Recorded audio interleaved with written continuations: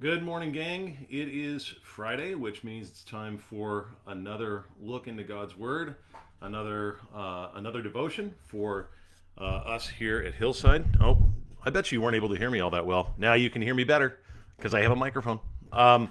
You can tell it's Friday morning and it's still snowing, and it feels better to just be inside and hunker down. But here I am in the office today to talk you through what God's Word has to say about one choosing to be spiritual but not religious. Spiritual but not religious. Now, last time we talked about basically the inspiration for me thinking about talking about this was two things. Was one, Netflix having a show called Surviving Death that was fairly popular and had become pretty well known, was getting some attention. And I watched through the show, and I could see that primarily the ideas that were being shared on there were very much in line with this idea of being spiritual but not religious, but very much open to tapping into spiritual matters, even if people couldn't explain exactly how it all worked. And then the second thing was my own experience walking the streets of New York City, seeking to minister to people there, and finding that people that are extremely intelligent, sort of at the top of their fields in whatever they work in, are not sort of hardened atheists or what you might expect from people that live, that have been highly educated and have, live in a urban environment like New York City. But in fact, most of them were spiritual and open to all sorts of supernatural ideas. And as a matter of fact, most of the people that I came across were people that had stories about some interaction with something they would describe as supernatural in their life. And so I've been thinking about this for a while, because the reality is there's not a whole lot of resources in the Christian church that deal with this category of people that are open to spirituality but not really organized religion. And yet, in my view, I think this is going to be the fastest growing view in America for the foreseeable future. That explains to me why you see this incredible rise of the category in the Pew Research studies of nuns. It's not that they're atheists, it's that they're just not connected to an organized religion. Nevertheless, they're still spiritual. Maybe the prime example of somebody that would be like this, although he would certainly call himself an atheist, is the popular podcaster and writer Sam Harris.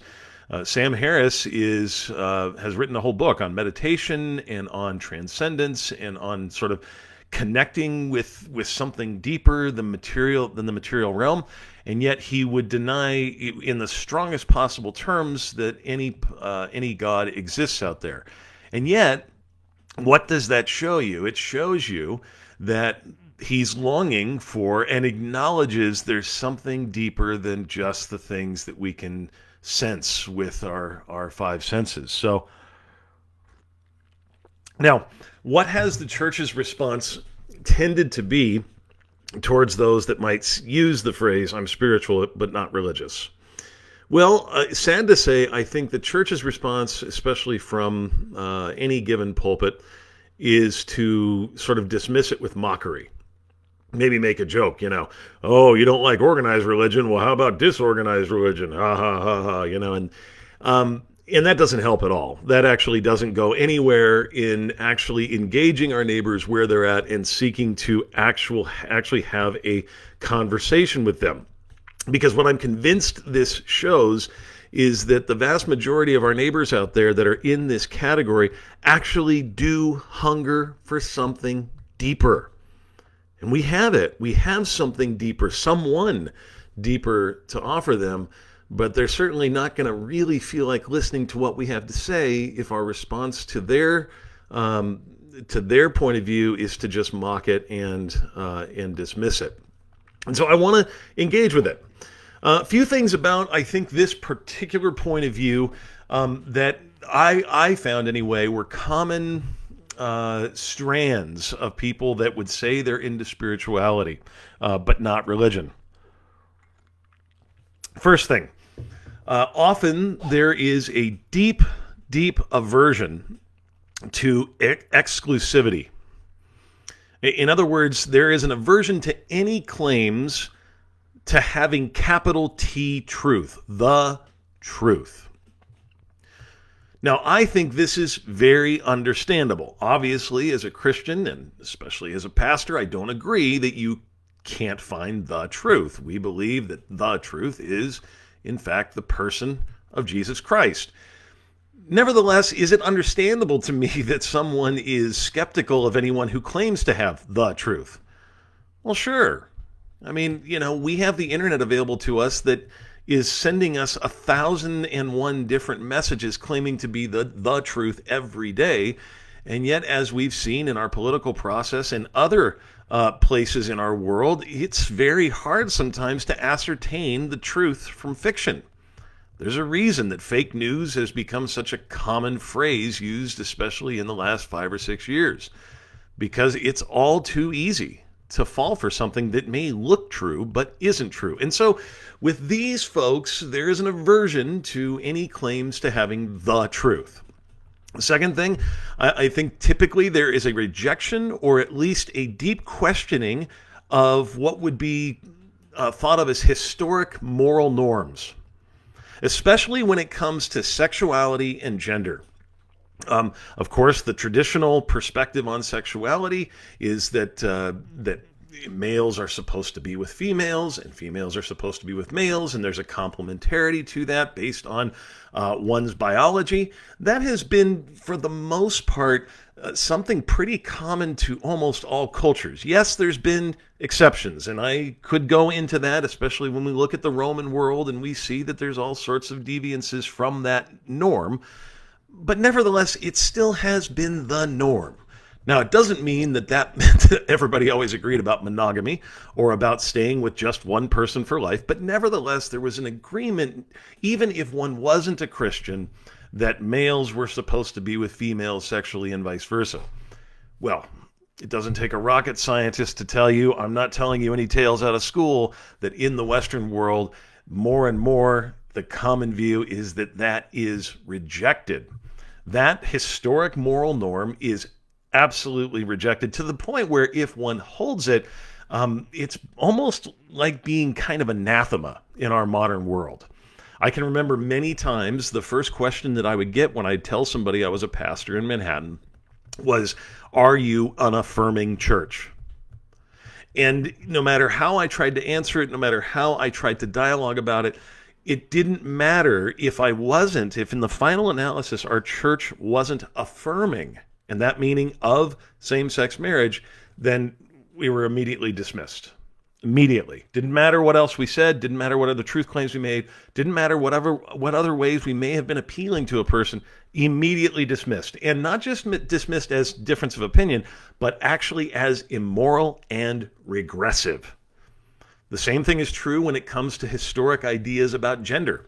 The idea that one's biology is determinative of gender, which is, again, something that has typically been understood as true, that is no longer in the Western world assumed to be true. From Western Europe to the United States, there is all sorts of questioning about whether one's biology determines gender, and more, the answer coming out of academia and elite institutions is that biology has nothing to do with one's gender, but indeed gender is determined by how one experiences their own body and their own feelings about their body, and therefore you see an incredible rise in those who are claiming to be either categorized as queer or transgender today that are in transition. That is just the reality. Now, I could go on about other examples of things that we've sort of taken for granted as moral norms within Western culture, but those are the two big ones that I think you see all the time. And definitely with this spiritual but not religious crowd, there is a deep, deep aversion to any sort of claim of moral normality when it comes to these things. Third thing, there's a real disillusion with institutions. And that covers just about all the institutions. There is a whole lot of suspicion and skepticism about the things that people used to look to for truth and for guidance, whether it be government, whether it be schools, whether it be the church. Really, even in urban environments, I mean, I should say, maybe the one last institution that people generally trust in Western society is our military. But even there, especially the more urban you get, the more skepticism you have even of that as being a good institution. Institutions are completely held with suspicion, and folks, we have to acknowledge, again, it's very, very understandable. Very understandable. When it comes to government, we see the lies. We see the imperfections. We see that there's a show being performed for us, but the reality is much more sinister and dark. When it comes to the church, we hear great moral claims about how we should be this, that, or the other thing, but then we hear at the same time people that we have seen as great leaders within the church turning out to be sexual deviants or drug addicts or any number of things that they condemned loudly from their pulpits. And on it goes. We see the reasons why. And so again, we understand why our friends that would say they're spiritual but not religious are skeptical. We understand it. It doesn't mean that we agree with it all, but we certainly understand it. Fourth thing, and here's a positive. There is a lot of openness to talking about the supernatural. Folks, there's a lot of I don't know in this worldview. There's a lot of I'm not really sure, and so I'm open to hearing your story. I'm open to hearing what happened to you. And chances are, again, they probably have had something that's happened to them.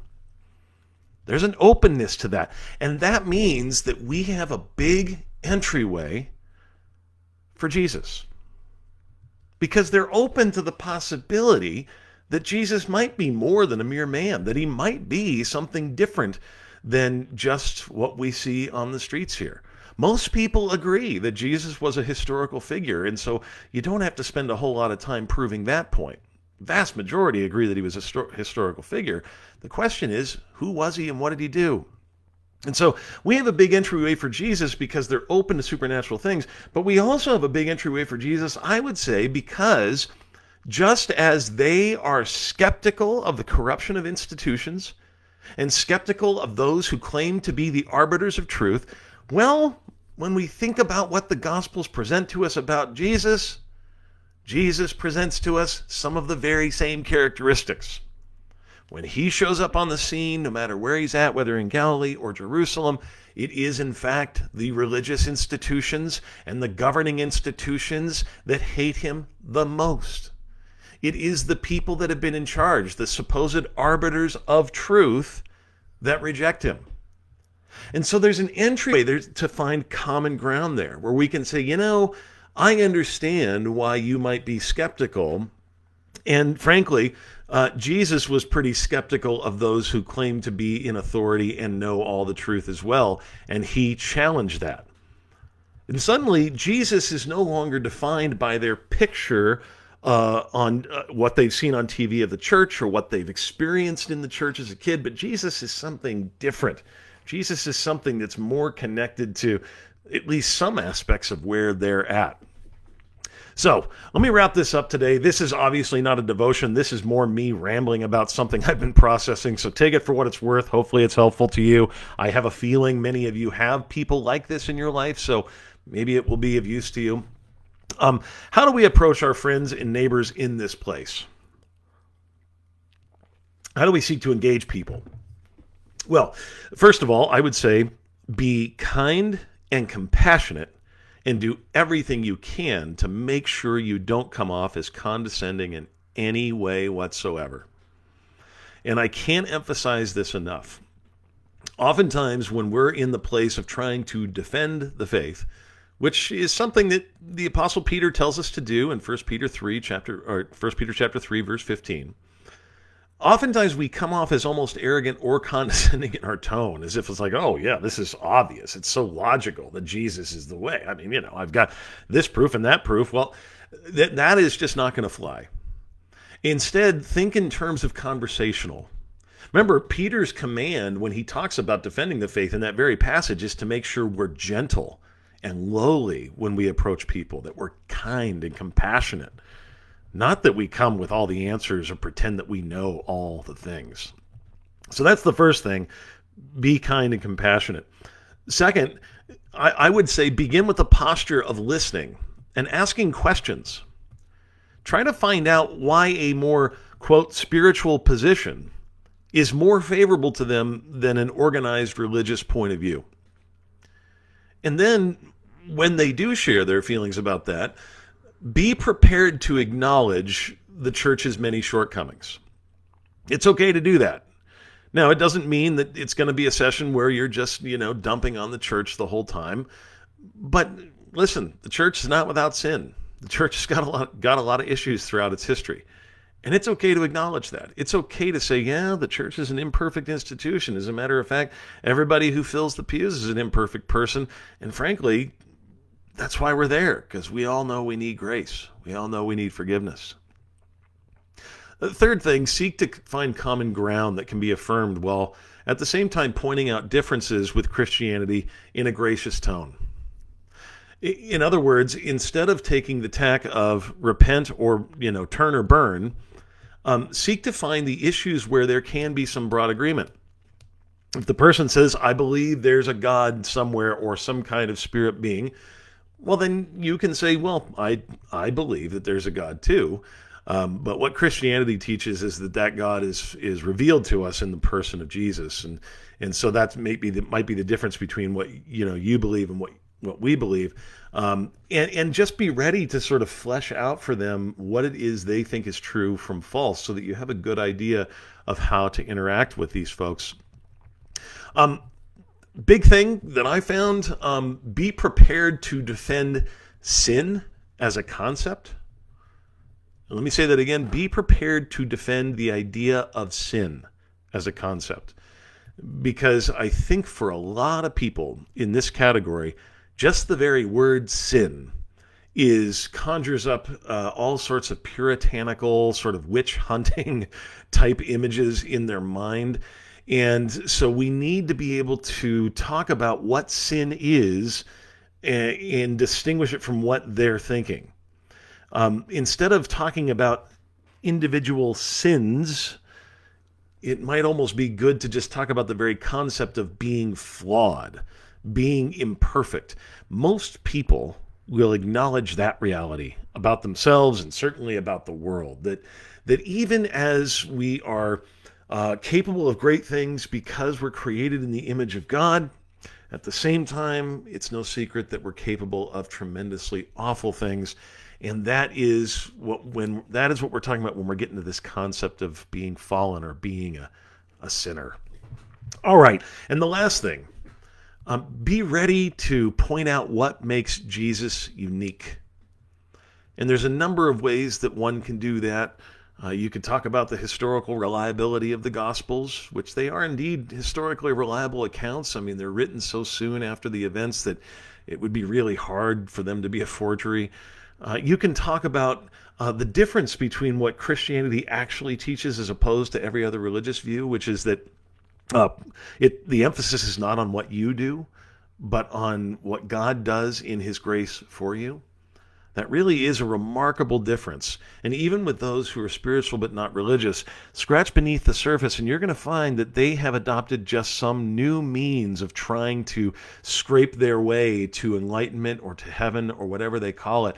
But rest assured, it's always going to depend on what they do. Whether they meditate enough, whether they do yoga enough, whether they do this, that, or the other thing. It's always going to be a man-made works system. Emphasize that Christianity instead teaches the opposite of God coming down to us. And then I would also focus on the fact that since everyone is created in the image of God, God longs to save everyone, no matter how flawed they are. So that's literally, I'm sorry, I am just spitballing here. I am thinking off the top of my head based on my own experiences. But I just feel like this is a category of people, this is a group of people that is larger and larger, growing and growing, and that the church is not quite ready to engage with yet, and we need to be. And so I'm just getting the conversation started. I don't know where it goes from here, but I hope that's helpful to you. Be sure to join us on Sunday if you can, either in person at 8:45 or 11 o'clock for Sunday service, or you can join us online on our Facebook page right here at 11 o'clock as well. All right, that's it, folks. God bless you. Have a great weekend. Bye.